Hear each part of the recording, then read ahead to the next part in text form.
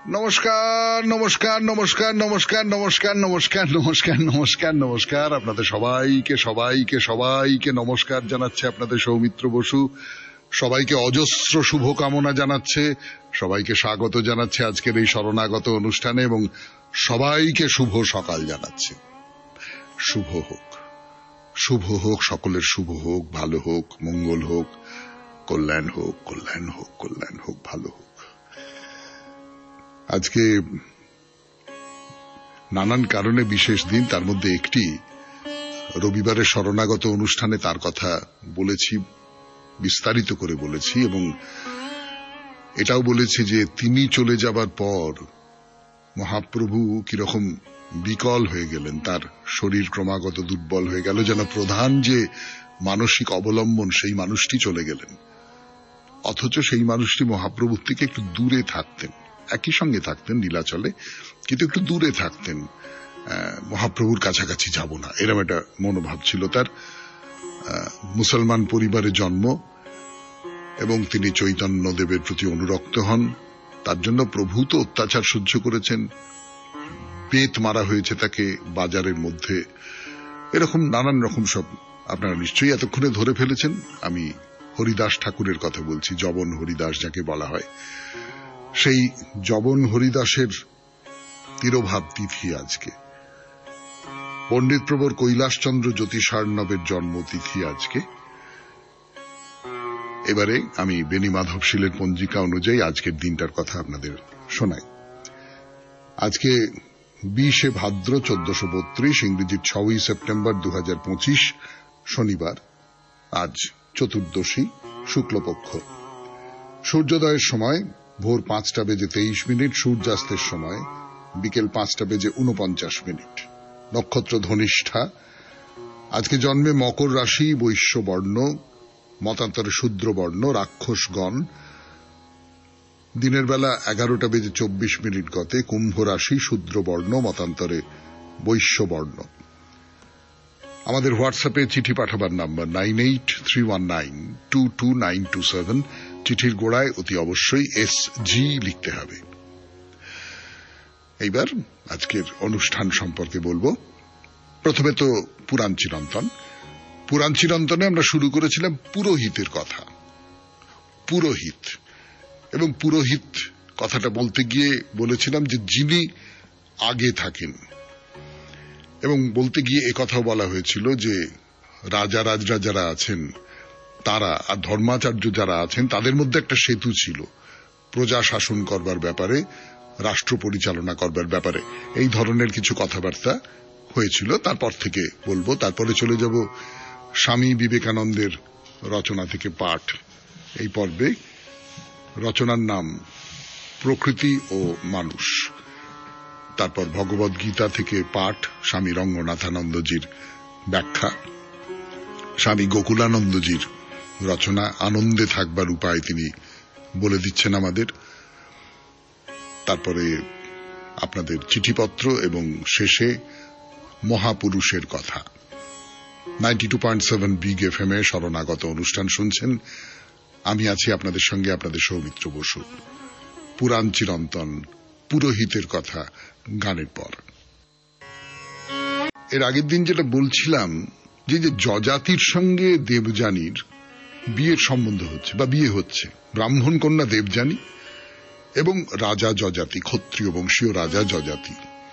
এইটাকে প্রায় একটা প্রতীক বলে ধরতে পারি আমরা, যে রাজার সঙ্গে ব্রাহ্মণের, পুরোহিত যারা হন সেই ব্রাহ্মণের, যারা এই ধর্মের ব্যাপারটা দেখেন, তাদের একটা সংযোগ তৈরি করা, তাদের একটা সুসম্পর্ক তৈরি করা। তো এই যে দুজনের মধ্যে যে সম্পর্ক, এই সম্পর্কে ব্রাহ্মণদের যে প্রতিভু, তিনি হয়ে উঠছেন পুরোহিত। শতপথ ব্রাহ্মণে বলা হচ্ছে যে একজন ব্রাহ্মণ শেষ পর্যন্ত এক রাজার আশ্রয় ছাড়াও জীবনযাপন করতে পারেন, কিন্তু একজন ক্ষত্রিয় ব্রাহ্মণদের ছাড়া দিন যাপন করবেন এটা চলতে পারে না। অর্থাৎ ব্রাহ্মণ যে সবসময় রাজার সহায়তা পাচ্ছেন বা পেতে হবে তাকে, এর কোনো মানে নেই। কিন্তু রাজাকে ব্রাহ্মণের সহায়তা না পেলে চলবে না। অর্থাৎ যেটা আমি বলতে পারি যে ধর্ম নির্ভর একটা সময় যখন, ধর্মীয় আচার নির্ভর একটা সময় যখন, তখন রাজাকে ধর্মাচার্যদের উপর নির্ভর করতেই হবে। কিন্তু এরকম বহু ব্রাহ্মণ থাকতে পারেন যারা রাজ দরবারের দিকে গেলেন না, যারা ওই দিকটা মাড়ালেন না, তারা নিজের মতন করে ধর্মচর্চা করলেন, নিজের মতন করে অধ্যয়ন করলেন, নিজের মতন করে অধ্যাপনা করলেন, এই সমস্ত করে জীবন কাটিয়ে দিলেন। এরকম প্রচুর উদাহরণ আছে। কিন্তু আমি যেটা বারবার করেই বলছি, আপনাদের বিরক্তই করছি কিনা আমি জানি না, সেটা হচ্ছে রাষ্ট্রশক্তি এবং ধর্মশক্তি, এই দুটোকে, চার্চ এবং স্টেট, এই দুটো একসঙ্গে হওয়া, তাহলে রাজ্য শাসন করতে খুব সুবিধে হয়, প্রজাদের ধর্মের কথা বলে শান্ত রাখা যায়, এবং ওই রাজার যে প্রশাসন সে তাদের দমন করেও রাখতে পারে। এই দুটো ফলা আছে আর কি, রাজ্য শাসনের দুটো ফলা আছে। কি বলা হচ্ছে? বলা হচ্ছে যে রাজাকে কর্ম করতে হবে, যে রাজা তার রাজ্যের সমৃদ্ধি ঘটাতে চান, তাকে ব্রাহ্মণের কাছে যেতেই হবে। কেন? ব্রাহ্মণই তো করে দেবেন সেটা, ব্রাহ্মণই তো পূজা আচ্ছা করে রাজ্যকে সমৃদ্ধির পথে এগিয়ে নিয়ে যাবেন।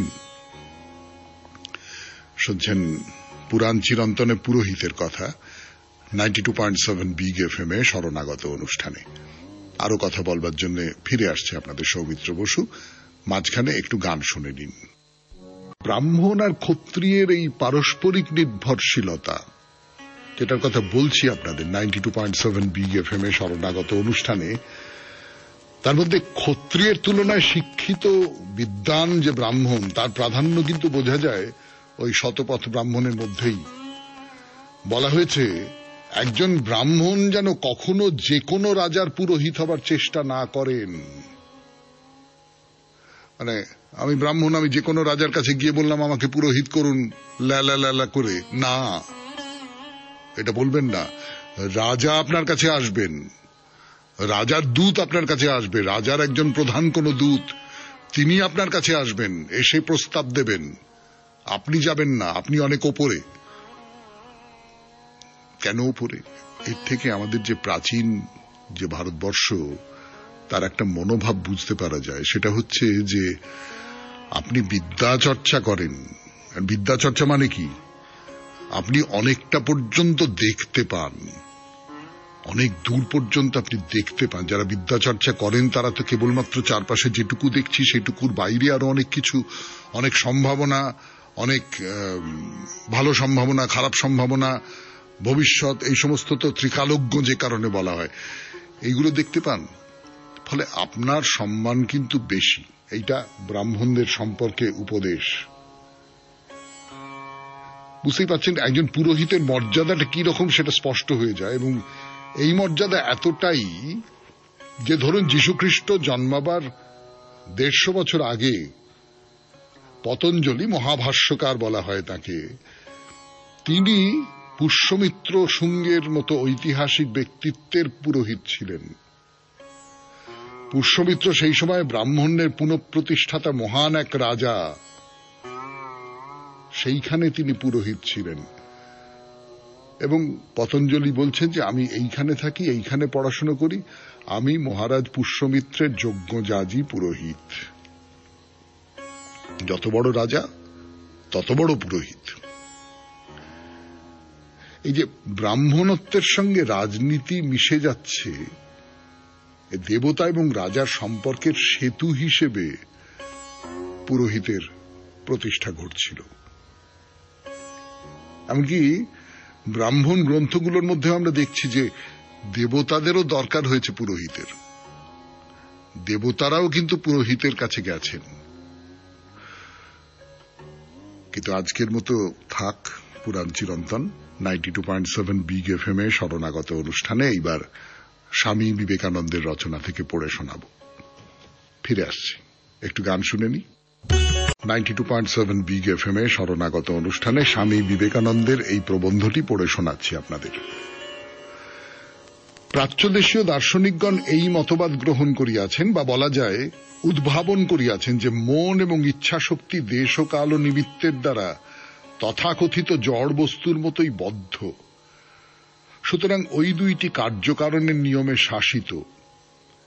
আমরা কালের মধ্যে চিন্তা করি, আমাদের চিন্তাগুলি কালের দ্বারা সীমিত। যাহা কিছুর অস্তিত্ব আছে সে সবই দেশে ও কালে বর্তমান, সবকিছুই কার্যকারণের শৃঙ্খলে আবদ্ধ। যাহাকে আমরা জড় পদার্থ বলি তাহা এবং মন দুই এক উপাদানে গঠিত, প্রভেদ কেবল কম্পনের তারতম্যে। মনের অতি নিম্নগ্রামের স্পন্দনকেই আমরা জড় বস্তু বলিয়া জানি, আবার জড় পদার্থের দ্রুত স্পন্দনকে আমরা মন বলিয়া বুঝি। উভয়ের উপাদান একই। অতএব জড় পদার্থ এবং দেশকাল নিমিত্তের দ্বারা সীমিত বলিয়া জড়ের দ্রুত স্পন্দন মন ওই একই নিয়মের দ্বারা আবদ্ধ। প্রকৃতির উপাদান সর্বত্র সমজাতীয়, প্রভেদ কেবল বিকাশের তারতম্যে। এই বিশ্বপ্রপঞ্চের সংস্কৃত প্রতিশব্দ হইল প্রকৃতি এবং ইহার আক্ষরিক অর্থ পৃথক্করণ। সবই এক উপাদান কিন্তু বিচিত্র রূপে অভিব্যক্ত। মন জড়ে রূপান্তরিত হয়, আবার জড় ও মনে রূপান্তরিত হয়, ইহা শুধু কম্পনের তারতম্য। একটি ইস্পাতের পাত লও, উহাকে কম্পিত করিতে পারে এইরূপ একটি শক্তি ইহাতে প্রয়োগ করো, তারপর কি ঘটিবে? যদি একটি অন্ধকার ঘরে এই পরীক্ষাটি করা হয় তবে প্রথম তুমি শুনিতে পাইবে একটি শব্দ, একটি গুনগুন শব্দ। শক্তি প্রবাহ বর্ধিত করো, দেখিবে ইস্পাতের পাতটি আলোকময় হইয়া উঠিয়াছে। শক্তি আরো বর্ধিত করো, ইস্পাতটি একেবারে অদৃশ্য হইয়া যাইবে, উহা মনে রূপান্তরিত হইয়া গিয়াছে।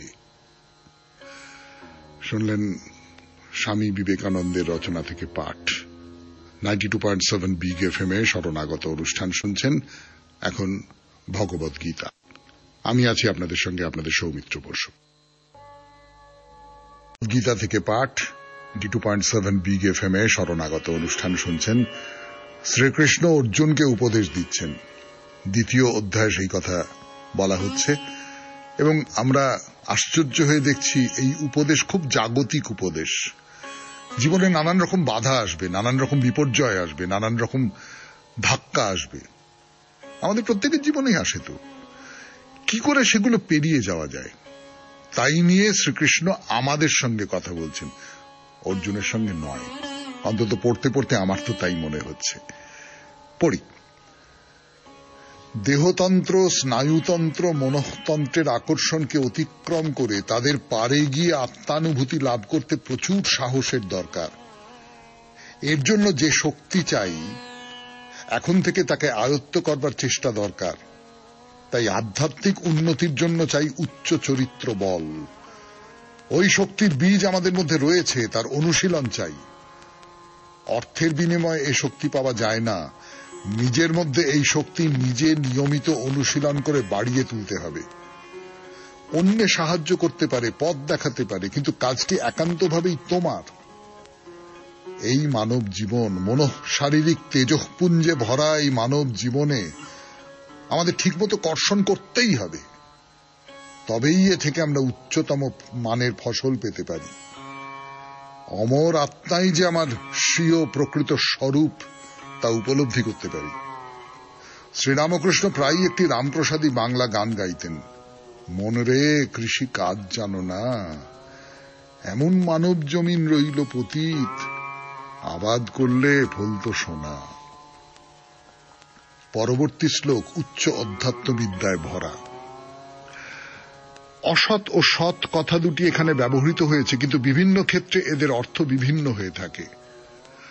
শুদ্ধ দার্শনিক ক্ষেত্রে এদের অর্থ মিথ্যা ও সত্য, কিন্তু সাংখ্যের সংজ্ঞা অনুযায়ী এক হলো কারণ, অপরটি হলো কার্য। আর সৎ হলো কার্য যার সাহায্যে আমরা দেখি, আর অসৎ হলো কারণ। সাংখ্যমতে কারণ আর কার্য ভিন্ন নয়, যেমন কারণ তেমন কার্য। যন্ত্রে যত শক্তি যোগাবে তা থেকে তত কাজ পাওয়া যাবে, তার বেশি নয়। একেই বলে কারণ ও কার্য অভিন্ন। এই ক্ষেত্রে সৎ হলো সত্য আর অসৎ হলো মিথ্যা।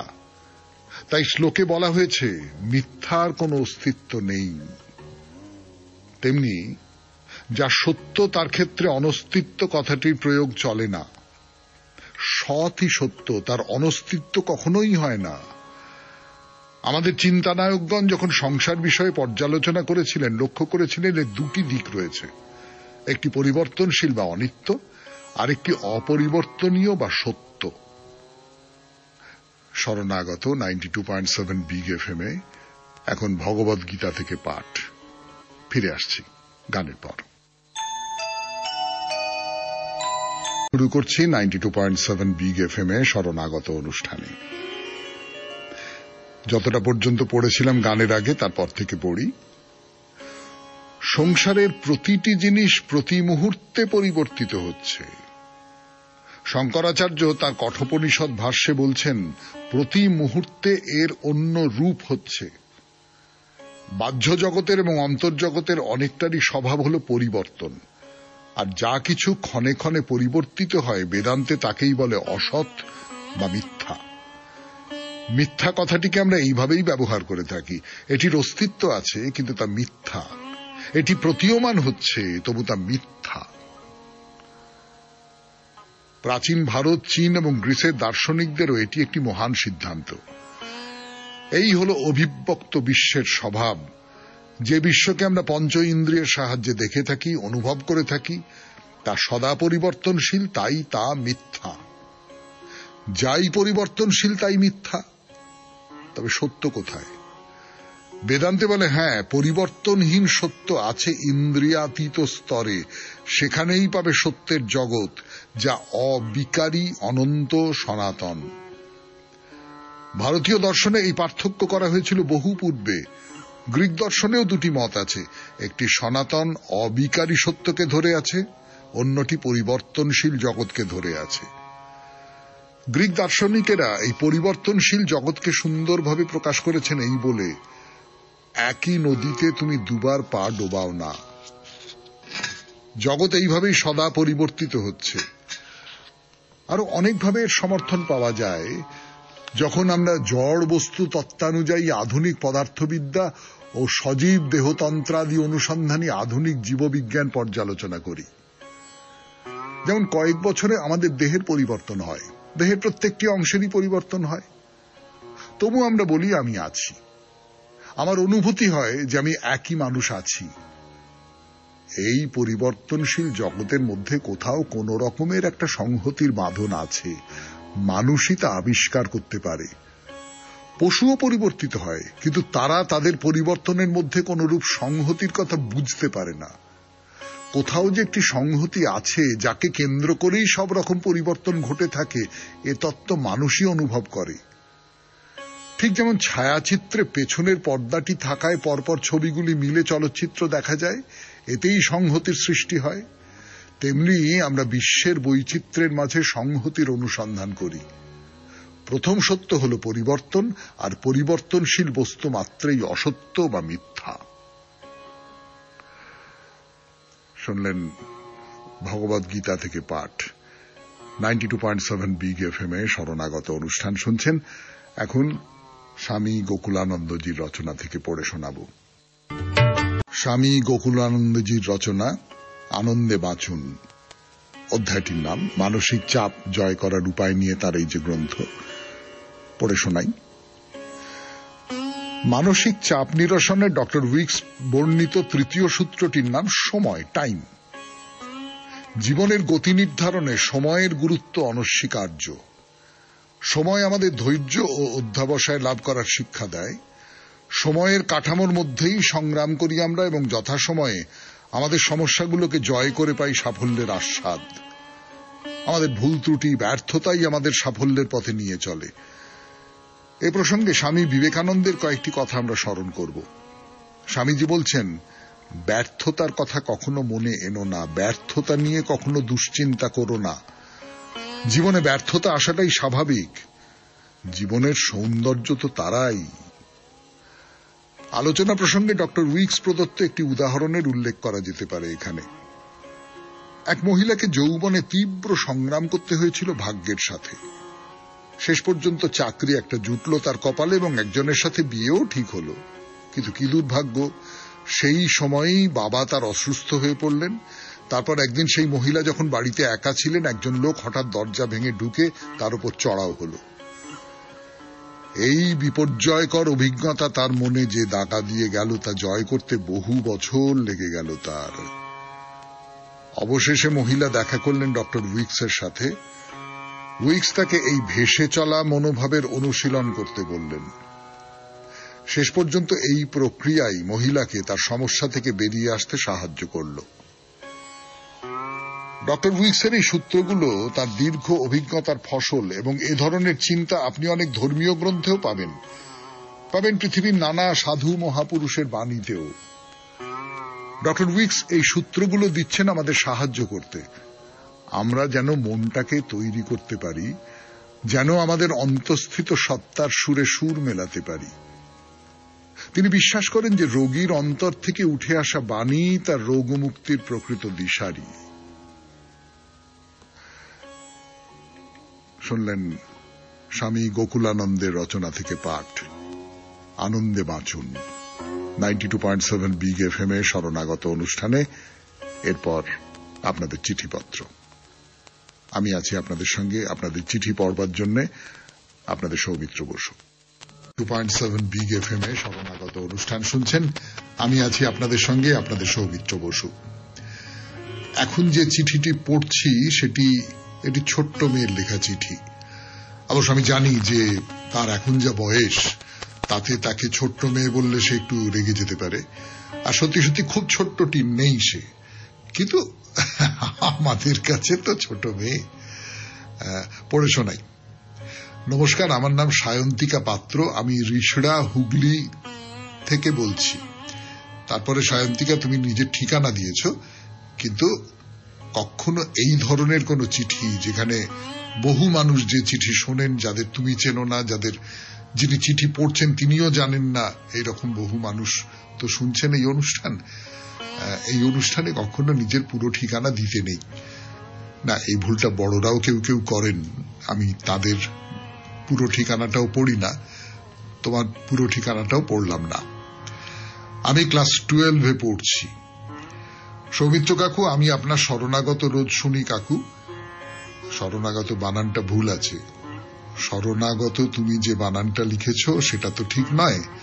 শরণ নেওয়া, তালবস্য র, বয়শূন্যরা আর মধ্যের না, শরণাগত, শরণে এসেছি।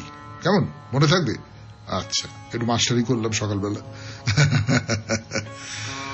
আমার এই অনুষ্ঠানে একটি অনুরোধ, যে আপনি রোজ যে ঠাকুরের গান চালান আমার শুনতে ভালো লাগে, কিন্তু কাকু মাঝে মাঝে একটু মা কালী ও কৃষ্ণ ঠাকুরের গান দিতে পারেন, তাহলে আপনার সব শ্রোতা বন্ধুরাও শুনে আনন্দ পাবে। এই সায়ন্তিকা, তুমি তো বলছো যে নিয়মিত এই অনুষ্ঠানটা শোনো, শরণাগত। তো এখানে তো প্রচুর পরিমাণে মা কালীর গান শোনানো হয়, এবং অন্তত রবিবারের যে শরণাগত অনুষ্ঠান শ্রী চৈতন্যদেবকে নিয়ে, সেখানে তো কৃষ্ণ ঠাকুরের গানও শোনানো হয়। তাহলে তুমি গানগুলো মন দিয়ে শোনো না নিশ্চয়ই। যাই হোক, আমি এই চিঠিটা পাঠিয়ে দিচ্ছি যারা গান নির্বাচন করেন তাদের কাছে, কিন্তু তারাও আমাকে আমি তোমাকে যে উত্তরটা দিলাম সেই উত্তরটাই দেবেন বলে আমার মনে হয়। ভালো থেকো, আর শরণাগত শোনো, 7টা থেকে কিন্তু পড়তে বসো, কেমন? এবার তাহলে বাইরে দূরে 92.7 বিগ এফএম এ শরণাগত অনুষ্ঠানে আমি আছি আপনাদের সঙ্গে আপনাদের সৌমিত্র বসু। ফিরে আসছি, একটু গান শুনে নি। ভগবদ গীতা থেকে পাঠ, 92.7 বিগ এফএম এ শরণাগত অনুষ্ঠান শুনছেন। শ্রীকৃষ্ণ অর্জুনকে উপদেশ দিচ্ছেন। 2য় অধ্যায়ে সেই কথা বলা হচ্ছে, এবং আমরা আশ্চর্য হয়ে দেখছি এই উপদেশ খুব জাগতিক উপদেশ।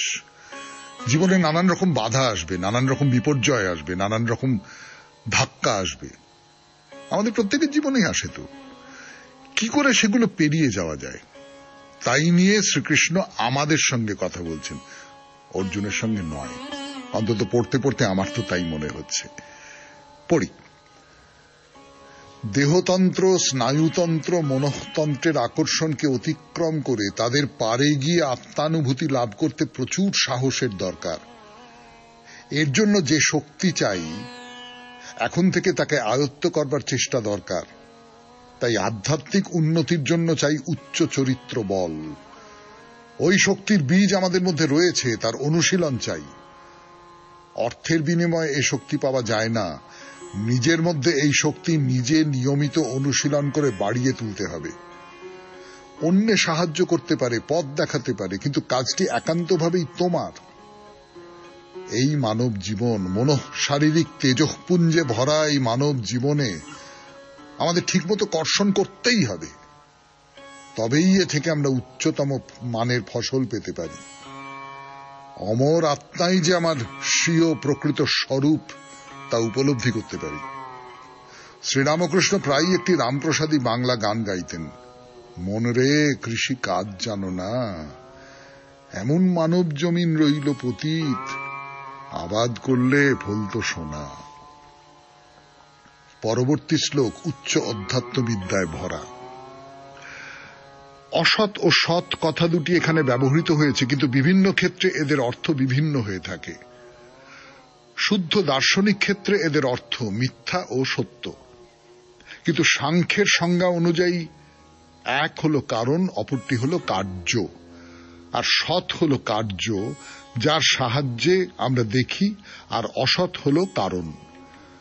সাংখ্যমতে কারণ আর কার্য ভিন্ন নয়, যেমন কারণ তেমন কার্য। যন্ত্রে যত শক্তি যোগাবে তা থেকে তত কাজ পাওয়া যাবে, তার বেশি নয়। একেই বলে কারণ ও কার্য অভিন্ন। এই ক্ষেত্রে সৎ হলো সত্য আর অসৎ হলো মিথ্যা। তাই শ্লোকে বলা হয়েছে মিথ্যার কোনো অস্তিত্ব নেই। তেমনি যা সত্য তার ক্ষেত্রে অনস্তিত্ব কথাটির প্রয়োগ চলে না। সৎই সত্য, তার অনস্তিত্ব কখনোই হয় না। আমাদের চিন্তানায়কগণ যখন সংসার বিষয়ে পর্যালোচনা করেছিলেন, লক্ষ্য করেছিলেন এর দুটি দিক রয়েছে, একটি পরিবর্তনশীল বা অনিত্য, আর একটি অপরিবর্তনীয় বা সত্য।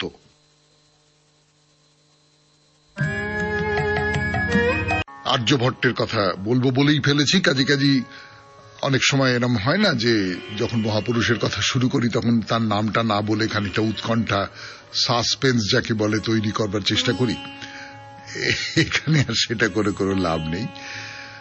ভাস্করাচার্যের অনেক আগে আর্যভট্টের জন্ম। বস্তুত আর্যভট্ট আমার পরিকল্পনার মধ্যে তো ছিলেন না। এটা আপনাদের অনুরোধে আমার মনে হলো আচ্ছা বেশ, তাহলে শুরুই যখন করেছি, ভাস্করাচার্যের কথা বলেছি, তখন আর্যভট্টের কথাও বলা যাক। আসলে এই যে মানুষ কল্পনা করতে পারে এবং সেই কল্পনাটা করে সে তার মনের মধ্যে নানান রকম সে প্রশ্ন জাগে তো, এবং সেই প্রশ্নটার সে তার মতন করে একটা উত্তর খুঁজে বার করবার চেষ্টা করে। যেমন দিন কেন হয়, রাত কেন হয়, পৃথিবীটা কেমন দেখতে, কেন গ্রহণ হয়, এরকম সমস্ত প্রশ্ন তো একেবারে প্রাচীনকাল থেকে মানুষের মনের মধ্যে জেগে উঠত। যে মানুষের কল্পনা শক্তি অন্যের চেয়ে বেশি, তারা এর উত্তর হিসেবে এক একটা গল্প তৈরি করে ফেলত। সেই গল্পগুলো মানুষের মুখে মুখে চারিদিকে ছড়িয়ে পড়ত, এবং সেই সমস্ত কল্পকাহিনীর উপর ভিত্তি করেই এই পৃথিবীটা কেমন তার ব্যাখ্যা তারা দিতে আরম্ভ করত। তো যারা হিন্দু, তাদের ধারণা ছিল পৃথিবীর ঠিক মাঝখানে সুমেরু বলে একটা বিরাট পাহাড় আছে। সেই অতিকায় সুমেরু পাহাড়ের চারদিকেই সূর্য ঘুরছে। তো সুমেরু পাহাড়ের উত্তর দিকে গেলে সেই পাহাড়ের ছায়া দক্ষিণ দিকে পড়ে, তখন রাত্রি হয়। আবার যখন সূর্য দক্ষিণ দিকে যায় তখন দিন হয়, উত্তর দিকে রাত হয়। আপনি ভেবে দেখুন, বিজ্ঞানটা কিন্তু খুব খুব এলোমেলো হয়ে যাচ্ছে না। সুমেরু পাহাড়ের কল্পনাটা অন্যরকম, মানে সেটা সত্যি নয়, সেটা বানানো বা সেটা কল্পনা করা। কিন্তু দিন রাতের যে হিসেবটা, সেটা আমরা যদি সুমেরু পর্বতের বদলে বলি সূর্য পৃথিবীর ওই প্রান্তে গেলে সেখানে আলো হলো, এই প্রান্তটা অন্ধকার হয়ে গেল, আবার এই প্রান্ত, মানে খুব যে মূলগত তফাৎ তৈরি হয়ে যাচ্ছে এমনটা কিন্তু নয়। মিশরীয়রা মনে করত যে পৃথিবী শুয়ে আছে, আর পৃথিবীর চারদিকটা সমুদ্র। সূর্য মানে সূর্যদেব একটি নৌকোয় করে সমুদ্রের পূব দিক থেকে পশ্চিম দিকে ভেসে যান। সূর্য নৌকোয় করে ভাসতে ভাসতে যেখানে আসেন সেই দিকটা দিন আর অন্য দিকটা রাত্রির। আর গ্রিক পুরাণের কাহিনীতে বলা রয়েছে যে সূর্য দেবতা অ্যাপোলো প্রতিদিন রথে চড়ে আকাশে ঘুরে বেড়ান আর পৃথিবীকে আলোকিত করে তোলেন। সারাদিন আকাশে ঘোরার পর যখন তিনি ক্লান্ত হয়ে পড়েন তখন সাগরের জলে ডুব দিয়ে পাতালে গিয়ে বিশ্রাম নেন। খেয়াল করে দেখুন, আমাদের ব্যাপারটাও কিন্তু তাই। সূর্যদেব রথে চড়ে পূব প্রান্ত থেকে উঠে সারা আকাশটা পরিক্রমা করে পশ্চিম প্রান্তে শেষ পর্যন্ত অস্ত যান। তো এরকম সব কল্পনা মানুষ করেছে। মানুষ তো তখন ওইরকম করে যাচাই করে দেখবার সুযোগ ছিল না তার মধ্যে, ওইরকম কল্পনা করেছে। কিন্তু এমন এক একজন মানুষের আবির্ভাব ঘটেছিল এদের মধ্যে যারা যুক্তি দিয়ে পুরো ব্যাপারটাকে বোঝবার চেষ্টা করছেন। তারা যে সবটাই খুব নির্ভুলভাবে বলতে পেরেছেন এমনটা হয়তো নয়, কিন্তু কোথাও একটা এই যে জ্ঞানের আলো জ্বালাবার যে কাজ, সেই কাজটা তারা করে নিতে পেরেছিলেন এবং তাদের দেখানো পথেই মানুষ একদিন সত্যকে বুঝতে পারল। সেই রকম একজন মানুষ আর্যভট্ট। তিনি জন্মেছিলেন ভাস্করাচার্যের অনেক আগে, 476 খ্রিস্টাব্দ নাগাদ। কবে মারা গেছেন জানা যায় না। পরের শনিবার সেই আর্যভট্টের কথা। আজকের মতো শেষ করি। শরণাগত। আমাদের হোয়াটসঅ্যাপে চিঠি পাঠাবার নাম্বার 9831922927। চিঠির গোড়ায় অতি অবশ্যই SG লিখতে হবে। তাহলে আজকের মতো বিদায়। সবাই খুব ভালো থাকবেন, আনন্দে থাকবেন। নমস্কার। নমস্কার নমস্কার নমস্কার নমস্কার নমস্কার নমস্কার নমস্কার নমস্কার নমস্কার। আপনাদের সবাইকে সবাইকে সবাইকে নমস্কার জানাচ্ছে আপনাদের সৌমিত্র বসু। সবাইকে অজস্র শুভকামনা জানাচ্ছে, সবাইকে স্বাগত জানাচ্ছে আজকের এই শরণাগত অনুষ্ঠানে এবং সবাইকে শুভ সকাল জানাচ্ছে। শুভ হোক, শুভ হোক, সকলের শুভ হোক, ভালো হোক, মঙ্গল হোক, কল্যাণ হোক, কল্যাণ হোক, কল্যাণ হোক, ভালো হোক। আজকে